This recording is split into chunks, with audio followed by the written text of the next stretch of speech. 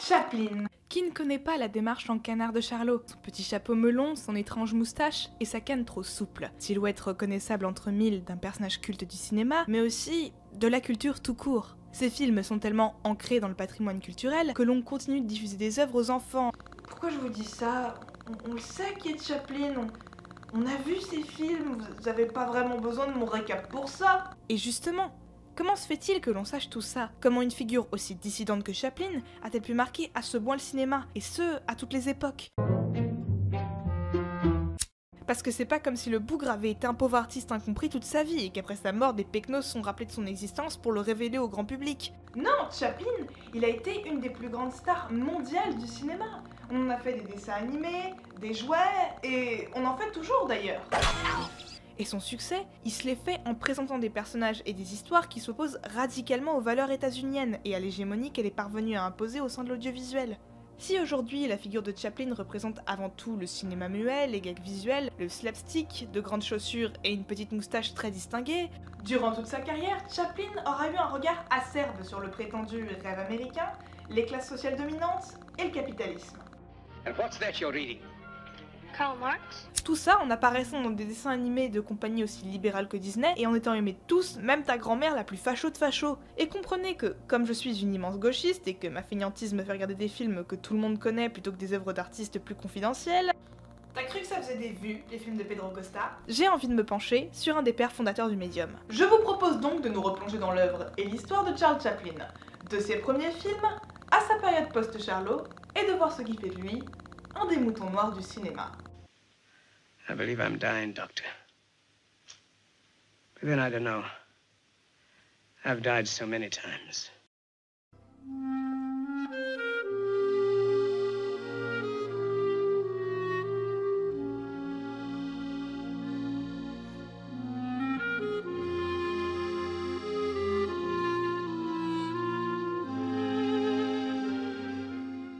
I don't want to rule or conquer anyone.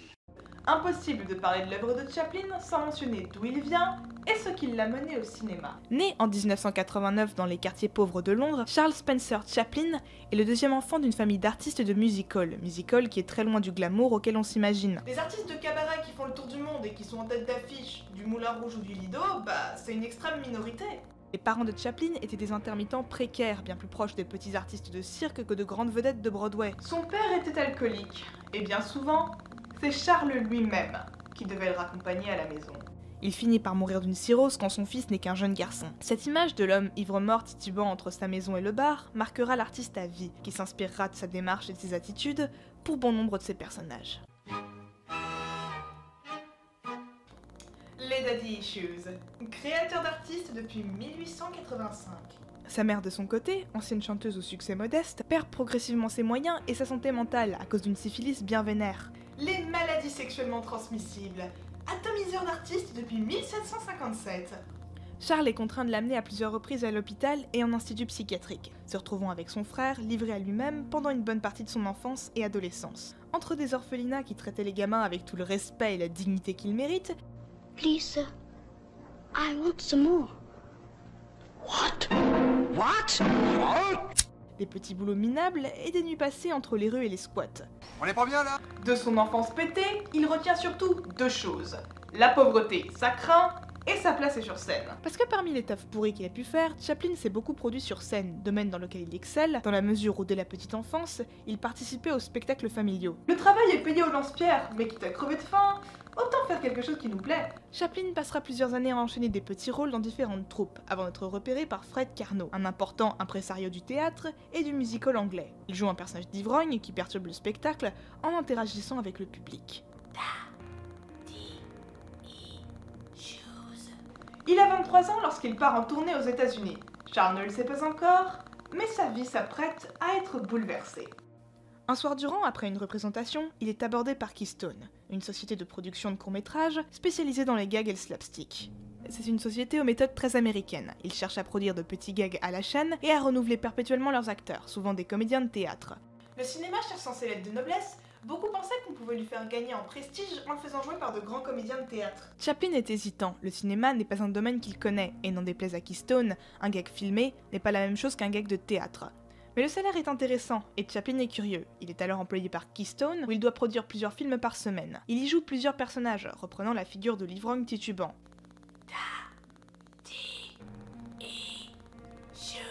Avant de jouer, un peu par hasard, pour la première fois en 1915, le personnage de Charlot.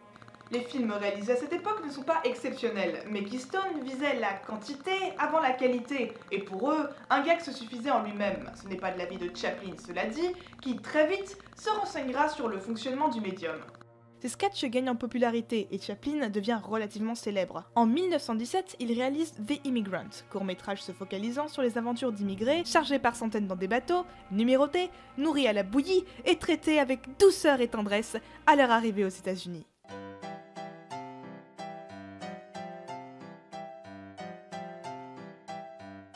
C'est donc dès ses débuts que Chaplin a eu un regard de classe, une vision critique de la société américaine et de comment elle traitait ses prolos. Ce film contribue avec d'autres à faire la célébrité de Chaplin et de son personnage, et en 1918, il est connu dans tout le pays. Contacté par la First National, un gros studio de production, Chaplin est malin. Il sait que s'il veut avoir une place dans ce métier, il va lui falloir du flouze. Il fait son précieux et exige $1 million. qu'il obtient et investit immédiatement dans la construction de son propre studio et la constitution de sa propre équipe de tournage. C'est de cette façon que Charlot va pouvoir créer ce que j'appelle la méthode Charlot, aux antithèses des techniques de l'époque.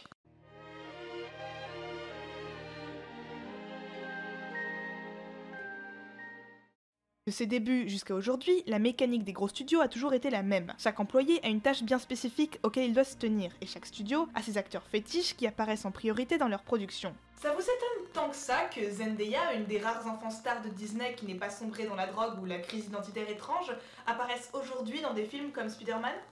Le réalisateur n'est pas maître à bord et n'est pas détenteur du Final Cut. Ce pouvoir, il revient au producteur. Ce mode de fonctionnement a broyé des figures importantes comme Buster Keaton, qui, après avoir signé avec une grosse major, perdra toute indépendance et sombrera dans l'alcool et la dépression.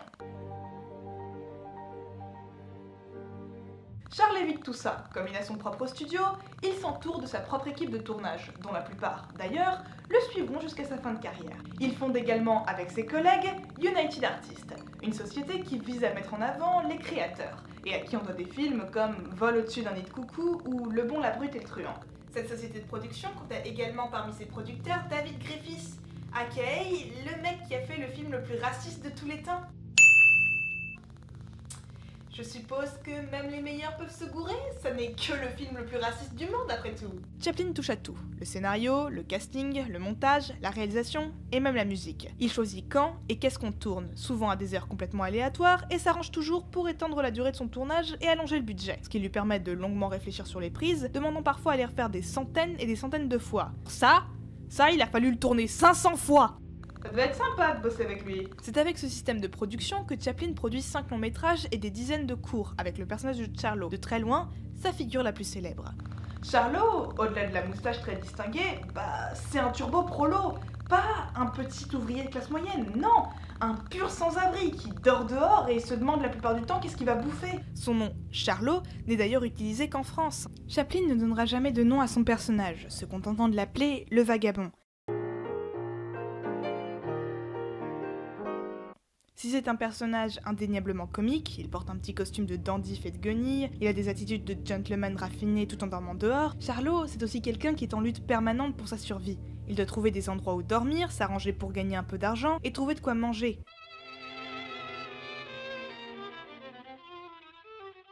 Ses œuvres suivent souvent le même schéma. Charlot entre en conflit avec des personnes qui ont un pouvoir de domination sur lui. Ça peut être des forces de l'ordre ou une classe sociale supérieure. Souvent parce qu'il a mal fait son travail ou parce qu'il a volé de la nourriture. Et il se prend en cours de route d'affection pour quelqu'un, ça peut être une femme ou un enfant. Il partage d'ailleurs toujours la même catégorie sociale de crève-dalle. Au cours de péripéties, il réussit à échapper aux autorités et attirer l'attention de la fille, avant de, la plupart du temps, repartir sur les routes. Charlot ne connaît aucune forme d'ascension sociale. Pas par mauvaise volonté, on le voit à plusieurs reprises se rendre physiquement malade sur son lieu de travail, mais plutôt par malchance. Charlot est profondément inadapté à la société dans laquelle il vit et se retrouve souvent par pure maladresse dans des situations pas possibles, et fait face à la logique d'un monde cruel et injuste qu'il est trop pur pour comprendre. La Ruée vers l'or par exemple, qui est souvent le film qui est présenté aux enfants quand on veut leur faire découvrir Chaplin, c'est l'histoire de dizaines de milliers de personnes sans le sou, qui vont mettre leur vie en danger dans des montagnes en espérant trouver un peu d'or. Ah, le rêve américain. On nous montre des personnages qui, sous couvert d'humour, mangent le cuir de leurs chaussures pour pas mourir de faim. Charlot trouve effectivement de l'or à la fin de ce film, mais ça le mène nulle part. Déjà parce que, comme dit plus tôt, Charlot est un personnage qui ne peut pas réussir. C'est contraire à son ADN. L'argent qu'il gagne dans un film, il ne l'aura plus dans le suivant. De plus, contrairement au classique, il travaillait dur et eut beaucoup de thunes, I ended up getting rid of my house, getting rid of my $400,000 car that le film montre que c'est le hasard et le entraide qui font sa fortune, et sa fortune à lui uniquement. Pour un Charlot rendu riche dans la Ruée vers l'or, ce sont des milliers qui ont vécu dans la pauvreté et la misère jusqu'à la fin de leur vie. Et ça, le film ne manque pas de le souligner. Le film le plus rêve américain de Chaplin est donc une critique directe du rêve américain.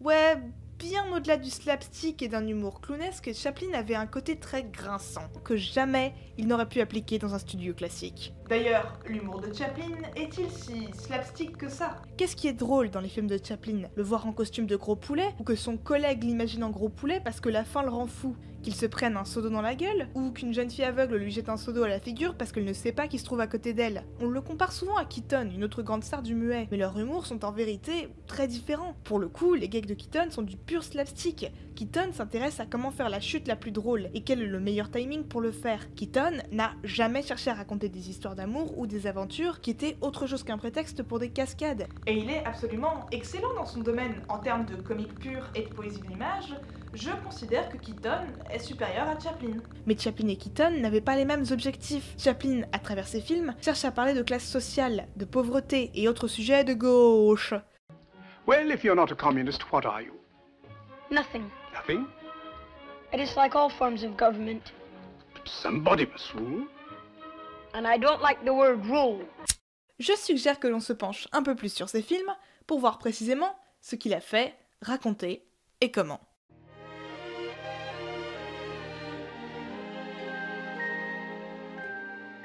Si tous les films de Chaplin sont indéniablement des chefs-d'œuvre, tous n'ont pas la même valeur de gauche.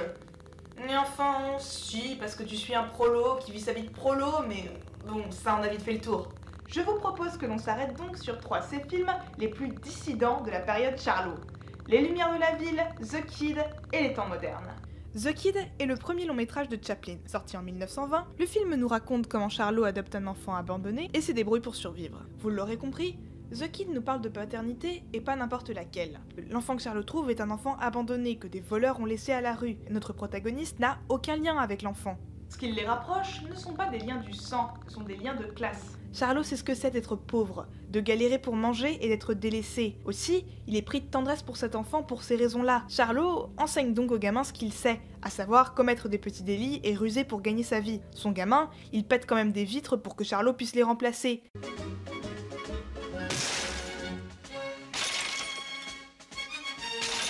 C'est d'ailleurs un des films où Charlot a le moins de chill avec les autorités policières. Il se fait pas courser par les flics parce qu'il a glissé sur une peau de banane ou a bousculé l'un d'entre eux, non, il s'oppose au placement de son gamin en foyer. Il s'occupe d'un enfant sans aucun droit, il casse et vole des trucs, il menace un officier, il en vient aux mains avec un autre. Difficile d'enfreindre plus la loi que ça. Tout ça, il ne le fait jamais dans l'espoir d'obtenir quelque chose. C'est la fin de l'histoire, le gamin a retrouvé sa mère et que celle-ci, prise de gratitude, accueille Charlot chez elle.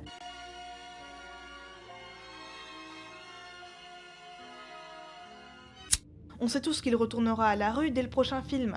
L'histoire est évidemment très drôle et visiblement tout le monde était ultra attendri par l'espèce de Charlot miniature. Ce que je n'ai jamais compris, mais en même temps, je déteste les enfants. Le film montre avant tout des moments qui sont déchirants. Un gamin qu'on arrache à son père pour l'emmener en foyer, c'est tragique. On devine sans mal que le bonhomme a dû puiser dans son enfance merveilleuse. Il en résulte une vision des choses assez crue au final, qui dénonce les horreurs de la pauvreté. La pauvreté, ça fait qu'on abandonne des enfants et qu'on commet des délits pour survivre. Et que, loin de nous aider, l'État nous enfonce et cherche à ce que tu restes à ta place.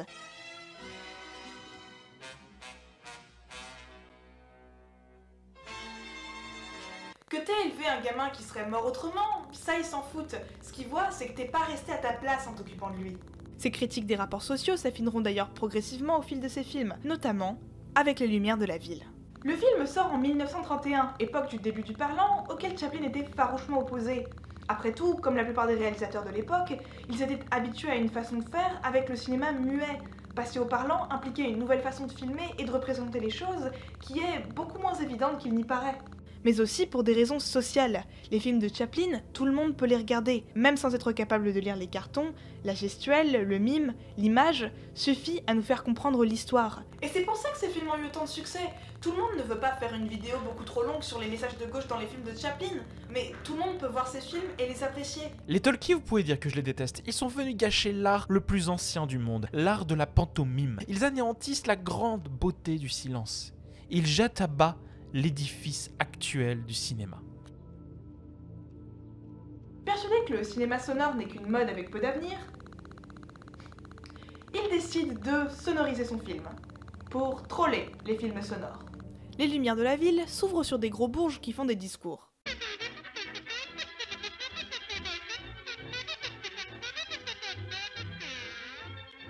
Cette utilisation du son est, je trouve, très intelligente, parce que de cette façon, Chaplin pouvait et se moquer du parlant, et ridiculiser les bourgeois qui font des discours, se gargarisant de leur culture et de leur statut, pour finalement devenir agressifs lorsqu'ils réalisent qu'un sans-abri a eu l'affront de dormir devant eux et que bon, ils ont pas envie d'avoir un clochard sous les yeux, c'est pas glamour un clochard. Un sujet absolument pas d'actualité.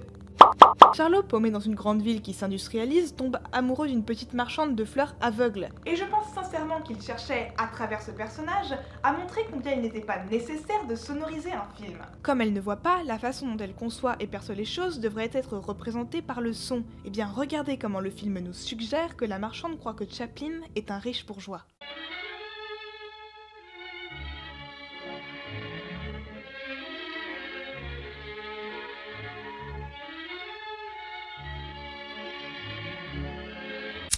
Il rentre par hasard dans une voiture de luxe et claque la porte de sortie. Elle part du principe que l'homme qui est sorti de la voiture est riche, et lorsque le chauffeur part avec le propriétaire, elle est persuadée que c'est Charlot qui est parti.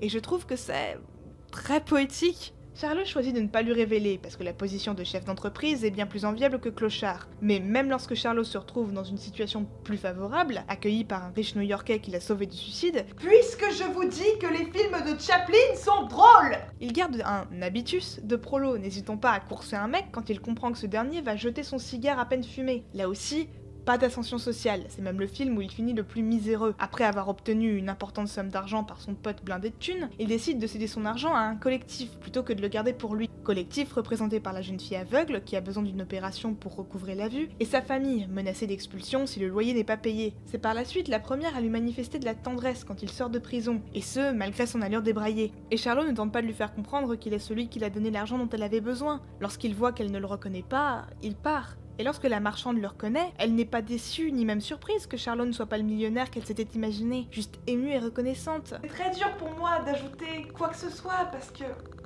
cette fin est juste parfaite.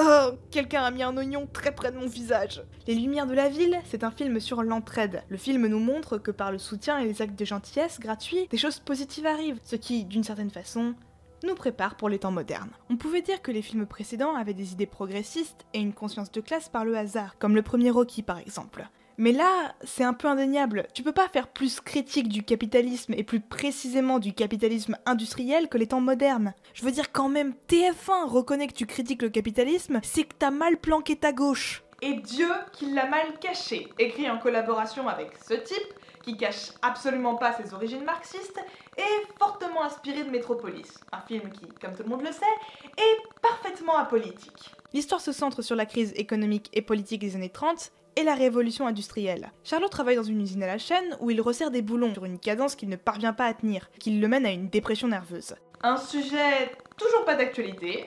Le film te montre des violences policières exercées sur des des militants de gauche des années 30, la délocation de SDF, parce qu'après tout, comment ose-t-il s'installer dans des cabanes abandonnées, le chômage et la précarité qui est si difficile à supporter que Charlot préfère être enfermé en prison plutôt qu'avoir à affronter la difficulté de la crise.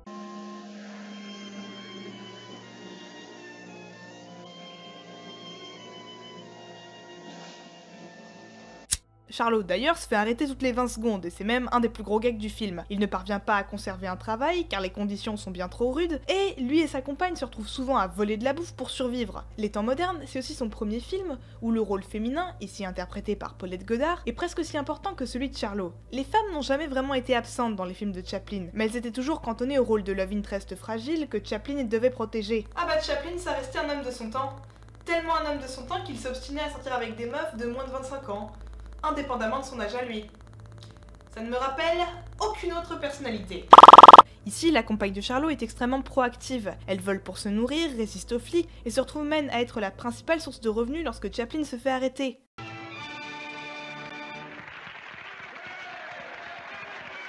Comme pour les lumières de la ville, les temps modernes est sonorisé. Mais le film va un peu plus loin. En 1936, le public découvre enfin la voix de Charles Chaplin avec The Nonsense Song, littéralement la chanson des nuisances, chanson qui tue, symboliquement, le personnage de Chaplin. Car si par la suite il réalisera The Dictator, avec un personnage de barbier juif qui ressemble beaucoup à son personnage de clochard, ce n'est pas Charlot. Charlot ne possède pas de boutique, n'a pas d'entreprise ou de projet, c'est un électron libre. Et surtout, Charlot ne parle pas. L'universalité de son personnage repose sur son silence. Charlot, c'est un corps, des gestes, des mimiques, un personnage que tous peuvent comprendre. C'est pourquoi, en le faisant parler, Chaplin le tue symboliquement. Et quitte à le tuer, autant le faire de manière grandiose. Chaplin, avec cette chanson, baise littéralement la cohérence cinématographique de son œuvre, alternant des plans de 16 images secondes à des 25 images secondes, faisant parler les personnages par des cartons avant et après la chanson, et introduisant celle-ci avec cette phrase « Qu'importe les paroles, chante ». En d'autres termes, mangez vos morts, je vais continuer à danser. La spinache o la bouchon, sigarette Portobello, siracchi spaghetto, giletula dilettua. Le film se conclut sur lui et sa compagne qui repartent sur les routes sans aucune certitude d'avenir, mais l'espoir d'une vie meilleure. Pour la première fois, Charlot ne part pas seul. Quoi de mieux pour illustrer l'importance du collectif et nous préparer à ces années post-Charlot.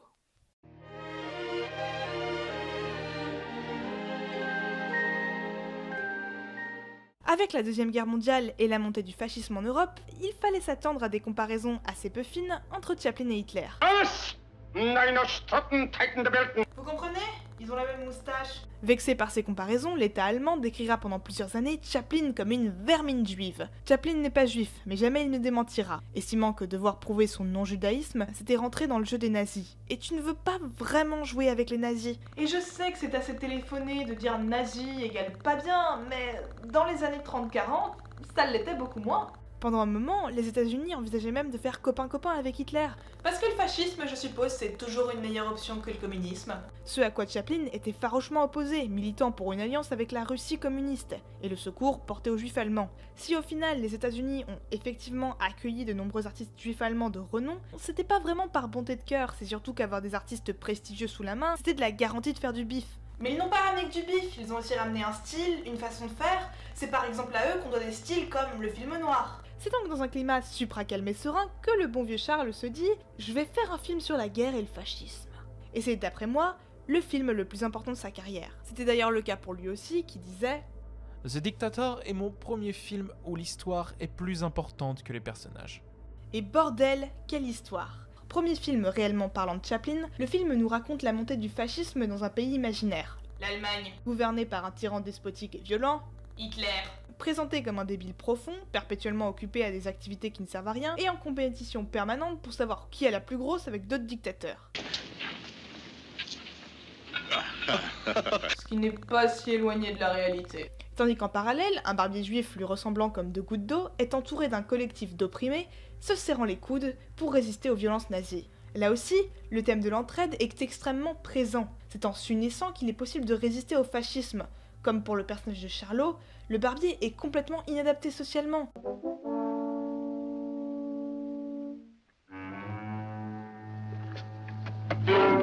What do you think you're doing? I really don't know. Et dans ce cas, c'est surtout dû à son amnésie qui lui font découvrir un régime nazi qu'il ne comprend pas. Sa maladresse est d'ailleurs la principale source d'humour du film. Mais le bon barbier n'est pas qu'un clown maladroit, c'est quelqu'un qui a connu la guerre de 14-18 et qui en est sorti profondément traumatisé. Et c'est précisément parce qu'il la comprend et qu'il ne veut plus vivre avec cette violence qu'il trouve la force de faire ce putain de discours qui reste un des plus beaux de l'histoire du cinéma. Vous m'excuserez, je l'espère, si je vous passe un petit extrait. I'm sorry, but I don't want to be an emperor. That's not my business. I don't want to rule or conquer anyone. I should like to help everyone if possible. Jew, Gentile, black man, white. We all want to help one another. Human beings are like that. We want to live by each other's happiness, not by each other's misery. We don't want to hate and despise one another. In this world there's room for everyone, and the good earth is rich and can provide for everyone. The way of life can be free and beautiful, but we have lost the way. Greed has poisoned men's souls, has barricaded the world with hate, has goose-stepped us into misery and bloodshed. We have developed speed, but we have shut ourselves in. Machinery that gives abundance has left us in want. Our knowledge has made us cynical, our cleverness hard and unkind. We think too much and feel too little. C'est pas le seul film de l'époque à parler du nazisme sous cet angle. Hangmen Also Die est un des films les plus importants du cinéma, mais il est bien plus manichéen et traite ses personnages de façon bien plus froide. Si The Dictator fait partie de ses plus grandes réussites, le film, au vu de sa teneur légèrement politique et qu'il prenne légèrement parti, a été censuré dans beaucoup de pays et a reçu un assez mauvais accueil critique aux États-Unis. Le pays commençait à développer une forte réticence à l'égard du communisme et les positions politiques de Chaplin faisaient pas super plaisir. On était dans les années 40, ça se disait pas trop que tu devais traiter les Afro-Américains comme des êtres humains. Le film a été le début de pas mal d'emmerdes, mais aussi d'un véritable tournant artistique dans sa carrière. Car après son personnage de gentil barbier, il enterrera définitivement la petite moustache au profit de personnages bien plus cyniques et désabusés. Monsieur Verdoux est l'exemple parfait. Le film nous raconte les aventures d'un tueur désabusé et cynique, se mariant à de riches veuves pour leur extorquer de l'argent. Et le film serait un simple thriller bien écrit s'il n'était pas restitué dans son contexte. Déjà, parlons des bollocks qu'ils font avoir pour représenter un tueur et de nous faire avoir de la sympathie pour lui, d'espérer qu'il ne se fasse pas prendre par la police et parfois même d'être pressé qu'il liquide les meufs qu'il drague, tout ça en pleine période de Code Ace. Oh, I wished I could swim. I'd love to go in. Would you? I'm just in the mood. Well, we'll see what we can do. Petit récapitulatif. Le Code Ace est un code de censure instauré aux États-Unis dans les années 20 qui visait à assainir le cinéma. J'ai fait une vidéo qui en parle un petit peu plus en profondeur, le lien est dans la description. Si on compare Monsieur Verdoux au personnage que Chaplin avait précédemment interprété, on peut le voir comme un charlot qui aurait mal tourné. Petit employé de banque renvoyé durant la crise économique après 30 ans de bons et loyaux services, Verdoux a une femme paraplégique et un enfant. Ils se promettent de subvenir à leurs besoins, quitte à se salir les mains. Le film a un côté quelque peu misogyne dans la mesure où il te présente une succession de clichés de vieilles femmes laides et chiantes qu'ils butent pour leur thune. Mais Verdoux s'attaque à celles qui détiennent le capital économique. Ce sont toutes des bourgeoises, nées avec une cuillère d'argent dans la bouche. Celles qui ne le sont pas, comme la vendeuse qui a gagné au loto ou la jeune femme qui sort de prison, sont des femmes qu'il ne pourra pas tuer parce qu'il partage avec elles cette peur de la crise et de la précarité. Il finit par se rendre à la police et lorsqu'il est interrogé pour ses crimes, il les justifie de la manière suivante. However remiss the prosecutor has been in complimenting me, he at least admits that I have brains. Thank you, monsieur, I have. And for 35 years, I used them honestly. After that, nobody wanted them. So I was forced to go into business for myself. As for being a mass killer, does not the world encourage it? Is it not building weapons of destruction for the sole purpose of mass killing? Has it not blown unsuspecting women and little children to pieces? And done it very scientifically? As a mass killer, I'm an amateur by comparison. However, I do not wish to lose my temper because very shortly I shall lose my head. Nevertheless, upon leaving this spark of earthly existence, I have this to say. I shall see you all very soon. Et dire ça dans un pays aussi militariste que les États-Unis en pleine période de guerre froide, c'était intéressant. Ce film a d'ailleurs été censuré dès sa sortie, jugé amoral. Mais Chaplin ne s'était jamais fait d'illusions vis-à-vis de l'accueil de celui-ci. C'est pourquoi, lors de la conférence de presse suivant son avant-première, il dit aux journalistes: Thank you, ladies and gentlemen of the press. I'm not going to waste your time. I shall say, proceed with the butchery. Monsieur Verdoux fut son premier échec commercial. Blasé et bouffé par le macartisme, Chaplin sera chassé des États-Unis quelques années plus tard, en pleine promotion de son prochain film. Les Feux de la Rampe, sorti en 1952, raconte la vie d'un ancien artiste de music-hall, alcoolique et désabusé. Avec ce film, Charles retourne à l'environnement où il a grandi et se confronte à ses démons. Parce que c'est juste impossible quand on connaît un peu la vie de Chaplin de ne pas voir que Calvero, le personnage qu'il incarne, bah c'est son père. Daddy Issues! Le film est aussi, je pense, une façon de se confronter au public, de révéler sa peur de mourir et d'être oublié de tous. Il en résulte ce magnifique duo avec Buster Keaton, de deux artistes vieillissants et délaissés par les autres, tentant de tirer malgré tout une dernière révérence.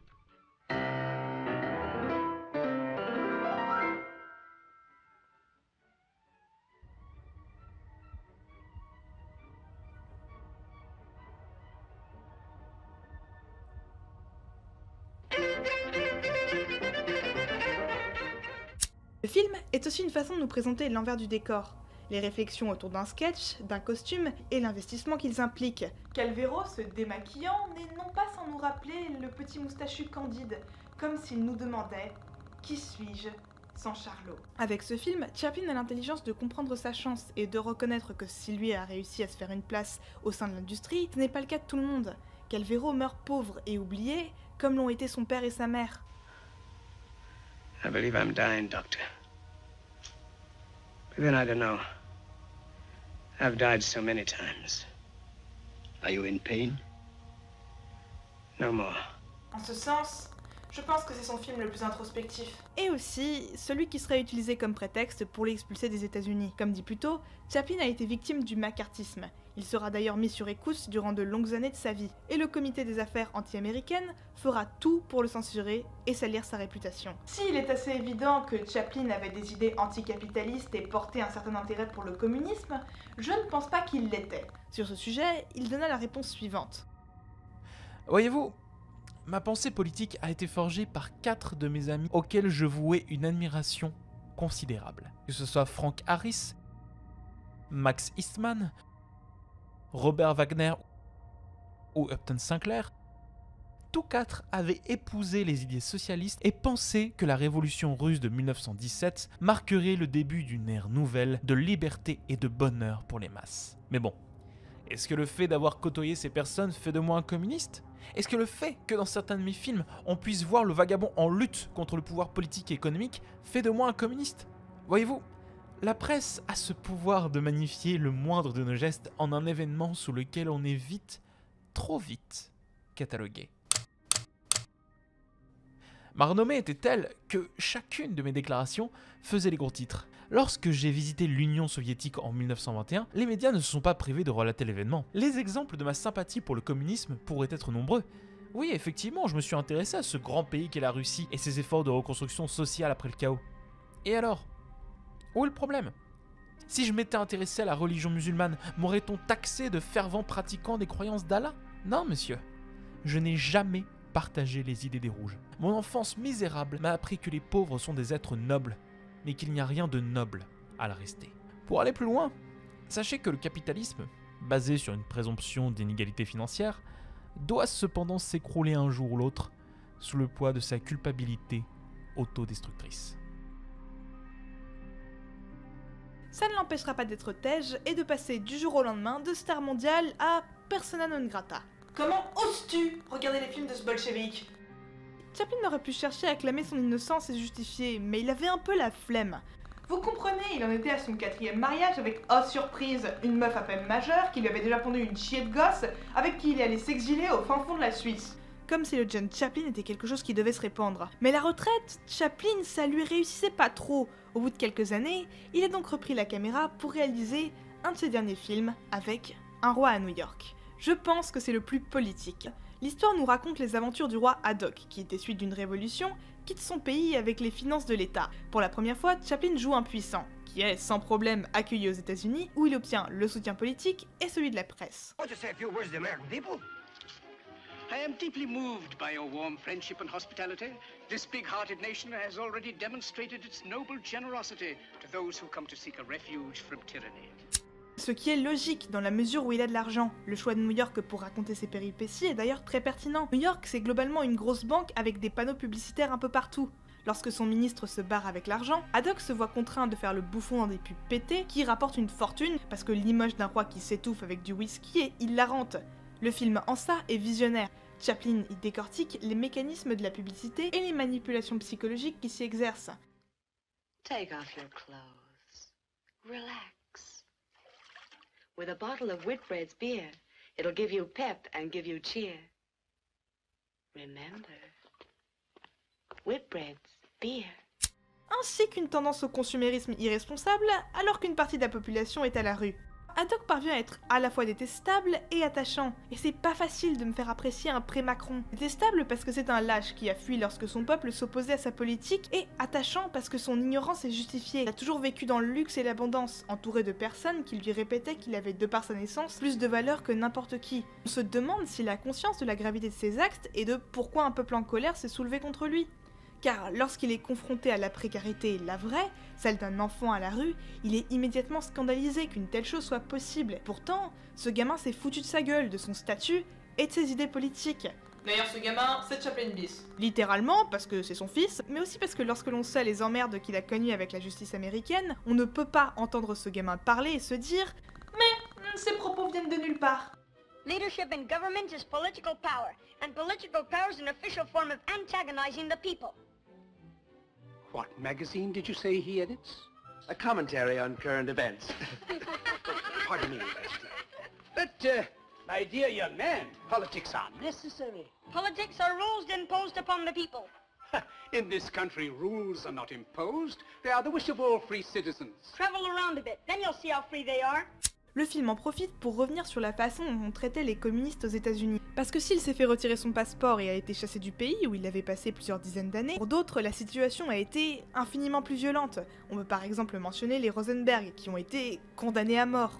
Le film y fait directement référence, avec les parents du gamin qu'on menace de mort parce qu'ils ont eu l'audace d'avoir un jour été membres du Parti communiste. Que l'on force à dénoncer s'il ne veut pas qu'il crève, laissant un gamin complètement broyé par un système qui prétend soi-disant vouloir le protéger. Bon, Chaplin en profite aussi pour se venger en arrosant le ministère des Affaires anti-américaines. Il n'en reste que la fin est assez triste. Le roi rentre chez lui, sans qu'on sache s'il va rendre des comptes au peuple qui voulait le destituer et à qui il a volé de l'argent. Le gamin n'a plus de parents, et si Haddock promet aux mômes qu'ils se reverront, bah ça semble peu probable. Bref, ce film, au lieu de s'appeler Un roi à New York, aurait dû s'appeler Miam Miam le capitalisme.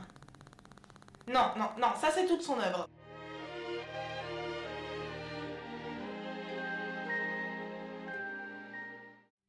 Chaplin, à travers ses films, raconte des histoires drôles et universelles. La plupart d'entre nous ne savent pas ce que c'est que de vivre à la rue. Du moins, je l'espère. Mais nous savons à peu près tous ce que ça fait d'être seul et d'avoir l'impression de vivre dans un monde qu'on ne comprend pas. Je suis la dernière survivante d'une lignée de sorcières massacrées. Y a plus personne comme moi. Je suis seule. Et si parler de ce sujet n'a rien de révolutionnaire en soi, la façon dont il le fait l'est. Chaplin ne parle pas de solitude de façon distanciée et métaphorique. Il te parle d'une solitude crue. D'un monde où la vie est compliquée, où tes principaux soucis ne sont pas trouver l'amour, mais putain, qu'est-ce que je vais bien pouvoir bouffer ce soir et ah, ce job me rend dingue! Et que quelqu'un qui ait fait des films qui parlent de ça, quelqu'un qui vient d'un milieu d'où il vient et dont les œuvres sont encore aujourd'hui diffusées aux enfants, c'est incroyable quand on y pense. Bon, en ce moment c'est le bordel en France. Je dirais pas que je suis habituée, mais en moins de 100 ans, j'ai vu passer la Première et la Seconde Guerre mondiale, la guerre froide, mai 68, bref. Bah à chaque fois, Chaplin me faisait du bien.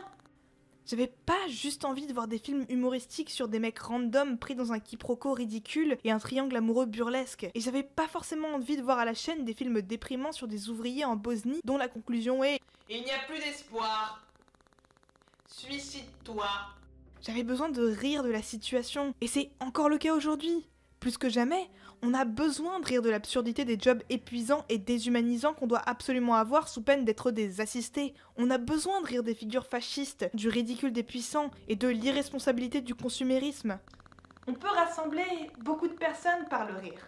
Et ça, je pense que Chaplin l'avait compris mieux que personne. C'était le Labo de la Sorcière. Merci d'avoir regardé cette vidéo et à la prochaine.